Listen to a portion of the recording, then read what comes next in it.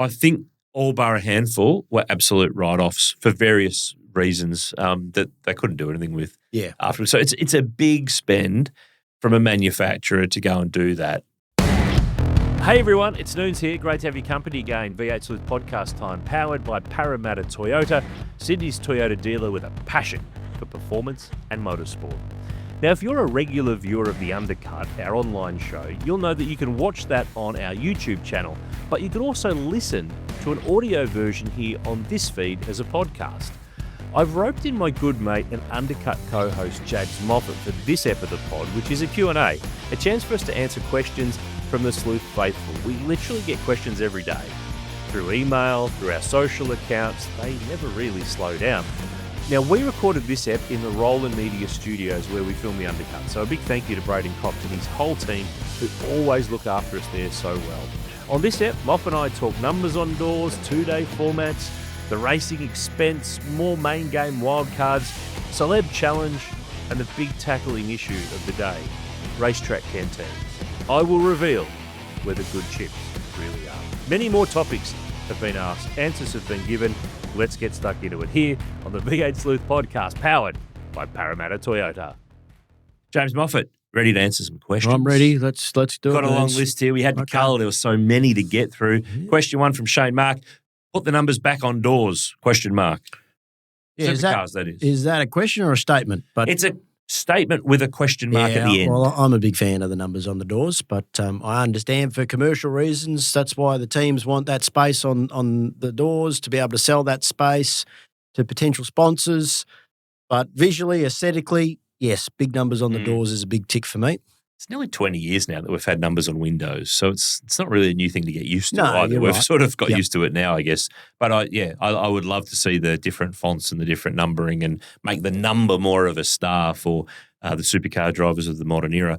Robbie Snell asks about some of the shorter tracks and how can we solve the congestion in qualifying.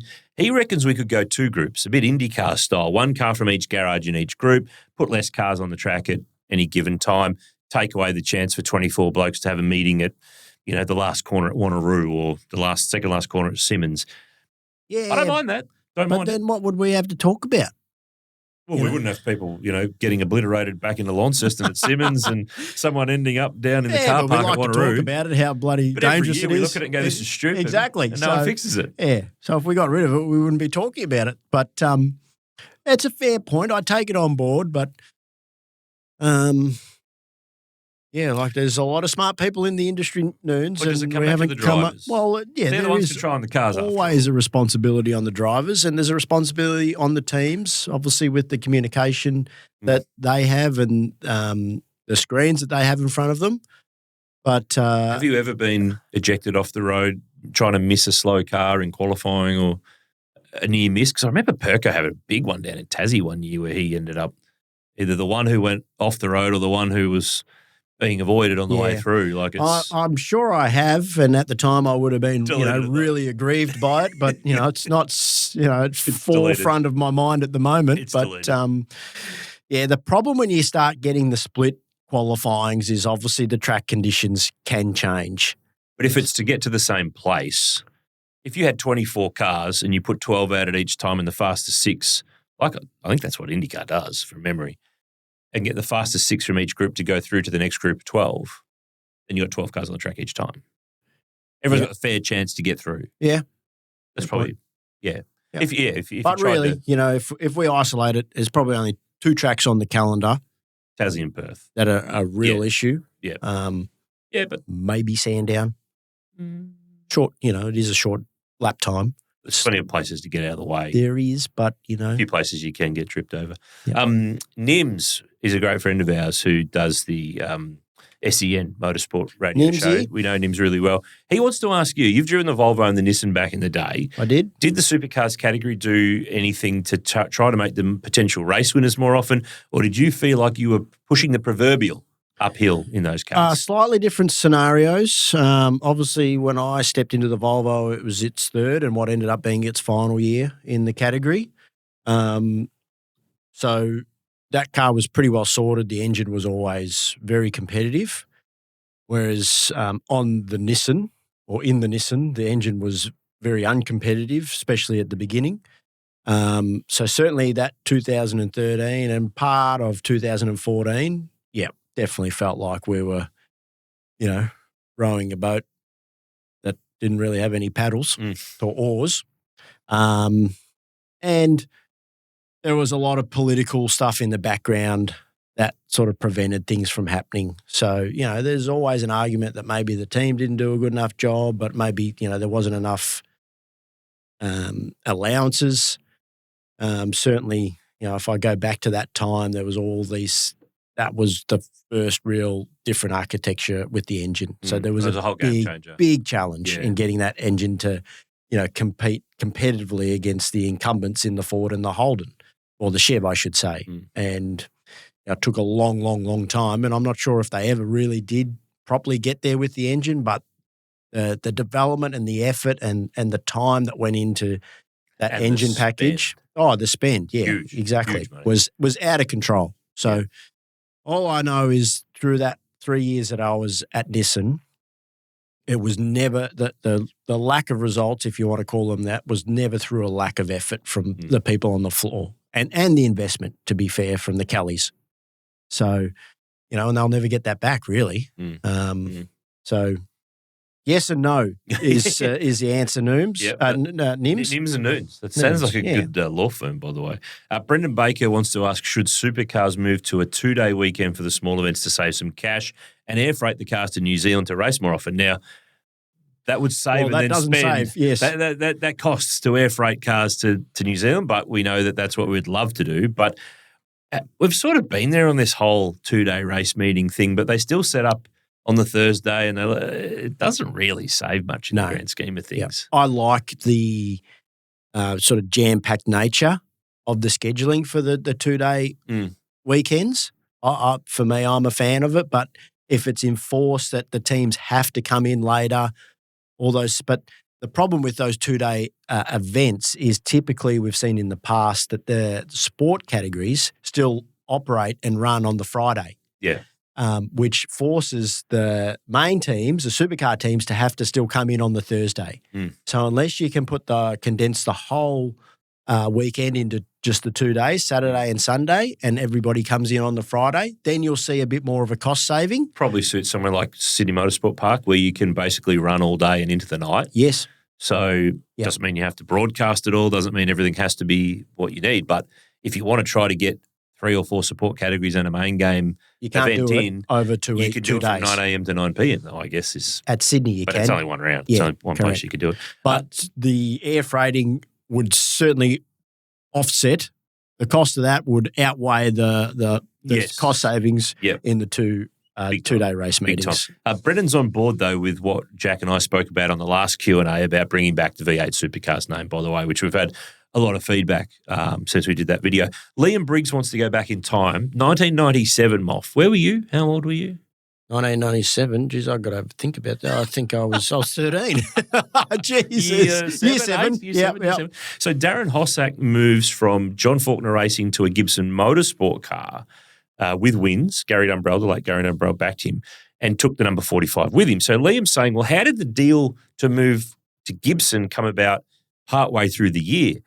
Well, this is your wheelhouse. Yeah, this is my wheelhouse. I'm absolutely going back in the vault files here a little bit, but the key element there was that Gibson Motorsport was struggling for money, so much so that finally, after a couple of discussions in previous years, Mark Scaife left. He took up the chance to go to HRT to co-drive with Peter Brock for the Enduros. And in those days, the Enduros were separate. They weren't in the championship. It was the sprint rounds for the Australian Touring Car Championship. So Hossack had been racing a Wins car JFR run by John Faulkner Racing as a sister car to the Better Electrical car. So then the opportunity comes up, though, that, Scaife's out. There's a car there at Gibson's. Gibson's got no money. Wins want to step it up. So they do a deal then to run Hossack in the ex-Scaife car at the last round of the Touring Car Championship. So the championship wasn't even over, but Scaife hadn't been doing all the rounds. So Gibson needed money. Wins had money. Hossack was tied to the Wins money. By the way, Darren Hossack's been on the V8 Sleuth podcast before. If you haven't had a listen, go back through the vault and check out the episode. His is a great story. But that's basically how it came to be, that he was at Gibson's. Steve Valerie came on board with Konica for the Enduros, and then Haas was there for the next year as well in the Wins cars. Stephen Winterton is the guy who's asked the next question, Moff, but he's not the only one who's asked something like this or very similar. Roland Dane's come out and said recently that the cost of building the Gen 3 supercars just isn't sustainable. So Stephen's question is, why can't supercars in, say, 2027 say that all new chassis must be built by Pace Innovations to take advantage of economies of scale? Well, Noons, that is haven't we been here before? A great question, because that is the idea, was the idea of Gen 3 to begin with. So all the chassis were meant to be built by Pace Innovations. Which is Paul Seperinch's business on the Gold Coast, long-time motor racing engineer business that's built chassis for all sorts of stuff. That was the deal, wasn't it? That they would build them all and then the teams would put all the bits inside them and go car racing. Bolt the cars together and go racing. But there are always teams with their own agendas, Noons. And really? We find ourselves in a situation now where basically every team, correct me if I'm wrong, almost all, if manufacturing all. And building their own chassis again, which is just out of control. Yeah. Given what the Gen 3 platform was intended for. Yeah. So the teams have got themselves to blame for this unsustainability of the cost of the cars. But I agree, the cars, we've spoken about this at length. They are way too expensive in general. But the teams are partly at fault for this because they let it get to this situation in the first place. Yeah. Everyone wanted their own world this way. They want to do it this way. They want to do it that way. Exactly. So kind of, you can't be half pregnant. You kind of got to be one of the madness. Other. Yeah. And I guess it costs money to have the staff that you need, the equipment that you need. If you didn't need all those things, surely it's cheaper. And look, I'm no economist, but I would have thought it would have been cheaper to go to Pace and buy it done from a place that's kitted up to do it and doing 20 of them, 30 of them, whatever they might be doing. Yeah, because the problem is you get into a situation where, okay, one team started building their own chassis, so then another team's like, well, they're allowed to do it. Why can't we do it? And and if you're not producing your own stuff, then you start questioning the quality control and all those sorts of things that, as a race team, if you can control everything, you're going to as much as you can. Yeah. So whereas if it was just a flat out blanket rule that Seppi built all the chassis, it doesn't matter. Yeah. Everybody in the field, and you can be unhappy about it, but if everyone's unhappy, everybody's about it, in the same situation. We have seen many instances like this in the past, and I'm sure it's certainly not the last one. It's funny that Tom Doy's next question kind of links to what's just been asked. He said, "Why is it every time that supercars go to new regs for cars, the main talking point is about keeping the costs down?" And it doesn't keep the costs down. Well, Gen 3 was a big fail in that regard. So it had blowouts. It had huge, but every era's had blowouts. But fundamentally, motor racing is expensive. Never been cheap. So, in all the years, you can try and do it on the cheap, and sometimes most often you'll get a cheap result. Yep. So, but would we say that the answer to this is a bit similar to the previous one, where people can't help themselves but be competitive and have their own interests at heart about what they want to have and what suits them? Yep. It's probably a fair point. John Harmon's question's an interesting one. He was watching the Sandown Sprint Round from 1995. Well, there's been no racing, Moff, so we haven't had much in the last few months. So he's been going back to the. Oh, so he's dug into the archives. He's gone into the dark. Right. Okay. So he's not just remembering back to 1995. No. He's been watching it, and he noticed Greg Crick. Yep, Cricky driving a Castrol. We love Cricky. We love Cricky. VP Commodore. Yep. He said, "Was that run by Larry's? And what was the history of that car?" Now, the funny thing is, when we did the Perkins Engineering book with Jack, yes, we knew about Greg Crick driving this car, round 1 of 1995. It's the VP that Larry drove the previous year. So that is a Perkins Engineering car. Absolutely. Then. That answers that question. Yep. It was the 94 championship car that he won at Lakeside in, and it's the car that he and Greg Hansford used to finish on the podium. Third. Sandown 500, and then at Bathurst, third at Bathurst as well.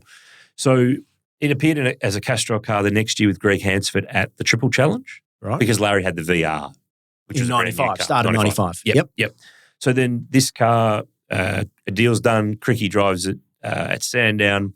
Down at Simmons Plains, it had a Let's Talk Communications white livery. But in the whole time of doing that book, we could never quite pinpoint Who ran the car? Who ran the car at Sandown? Was it run out of Larry's? Was it just left in the same Castrol livery and run by Cricky? Why did it run? No one seemed to be able to remember. Yeah, why did it run in Castrol colours? And who was the car owner? Don't know. I'm presuming Larry still. Maybe it was leased. Okay. It's a great question. A mystery. Because if you just watched it flash past, you think, there goes Larry. It's not Larry. It's Cricky. It's Cricky in his big open face, wasn't he? Yeah, the big wide open face. Loved it. Targa's own Greg Crick. Shane Sawyer. Sorry, Shane, if I've absolutely decimated your surname. You definitely have. I did. Sawyer. You have a go. Nah, you've already ballsed it up. You're not ready to help me out. Thanks a lot. He wants to know, how can Supercars sweeten the deal and the incentive for more wildcard entries in the Championship Series? It'd help Super 2 drivers, he thinks, get more track and sponsor time, and he would like to see Nathan Hearn in next year's Super Cheap Auto wildcard program. So let's rewind to the first part. How can they sweeten the incentive? Because doing a wildcard at any round, particularly in Enduros, is expensive. It is expensive, and it just goes back to what we were talking about, is fundamentally motor racing is expensive, unfortunately. But I will probably answer the second part of that question in terms of it would be fantastic to see Nathan Hearn given a go. I think that he is somebody that hasn't had a crack yet. Yep. That certainly his ability and what he's done up until now sort of warrants him having a go. Yep. And if you remember back to 2020, when nearly had a go. He was nearly there. We were going through all that super license BS, unfortunately, and that sort of prevented him from making a wildcard appearance at Bathurst with GRM. So he's almost got there, but he would be a very good candidate for a wildcard. That program's always been about giving a young driver an opportunity. And yeah, look, some of these guys have been able to fund their own racing to that point in some of their own programs, but there's a guy clearly who's got results. You've raced him, you've got wheel to wheel with him and been in the same team and raced against him as well. So he and a bunch of others would be ones that would absolutely deserve a shot. How could they sweeten the deal? I think it's pretty hard for the Supercars to sweeten the deal with, you've got to enter. Yes. That's paying for the tyre bill with Dunlop and the various other elements that come with it, let alone before you then do a deal with a team to run a car, lease a car, buy a car, whatever you're going to do. And it really adds up quickly because it's not just leasing a car. It's obviously all the staff to run the car, get the car to the event, transportation, meals, accommodation, flights, all those things. It just adds up so quickly. Yeah. But then also if you're looking... Plus a little bit of testing beforehand. Yeah, too. testing. But then also the gear that is needed, pit equipment, those sorts of things, because even if it is a sprint round or an enduro round, you need the pit equipment. So some of that can be eased if, for example, at the endurance races, you pair up with another wildcard entry and say, for example, if that wildcard entry was paired with Team 18, well, they have all the pit equipment anywhere. They've got the boom. So some of that equipment sort of expenditure is spared a little bit, but we're talking small things. Yeah, exactly. Can they sweeten the deal? Is there anything that can be? I'm sure that. There's always things that can be done. But if there was a superstar, if Max Verstappen quit Formula One next year and started racing all sorts of stuff, Alonso style, like Fernando did years back, and they went, "Hey, let's find a way." Well, I think that would be the other way. But you would absolutely go, we'll waive all this stuff to make this happen. There'd probably because the commercial gain and interest for the race and the category far outweighs what it would cost to put this on and make it happen. Yet on the flip side, if you were going to have a wild card for two young drivers that a lot of the viewing audience doesn't know who they are, harder sell to be able to. You can't flip it around the other way for those ones. I think I read somewhere about Max Verstappen being entered into the Nürburgring 24-hour, and it's a ticket sellout. Sold out. The tickets out, which I don't think's ever happened before. And you think about how big the Nürburgring is. That's on the full track. Exactly. I'm sure you can't stand everywhere, but to sell that out is crazy. John Calarisis, and I've murdered another surname there. Calarisis? You have not helped me here at all. You're on your own. You've given me nothing. You're the host. Yeah, well, sometimes the host needs a hand. A real helping host. Shane Van Gisbergen going well overseas. Who would we like to see go to the US and give racing over there a crack? Quite a few have already done it, though. Yeah. Brody's had a crack. Will Brown's had a crack. Cam Waters had a crack. Yeah. But, I suppose the only difference Chaz has been at a crack. but not in stock cars. Obviously, he's done a bit of IMSA sports car GT. And really successful, Chaz. Yep. Really, anytime he jumps in sort of GT3 machinery, particularly overseas, he's always super competitive. But I know who I'd love to see. Go on. Reynolds, yeah, okay. Because I'd love to see the Americans deal with go, who's this guy? Who have you sent over? What's he all about? Yeah. I reckon I'd just love to see the look on their face. Really, the big difference there, though, John, is Shane has been the one that's committed full-time over there. All the other guys, obviously Brody's stuff was largely before he came back to Australia.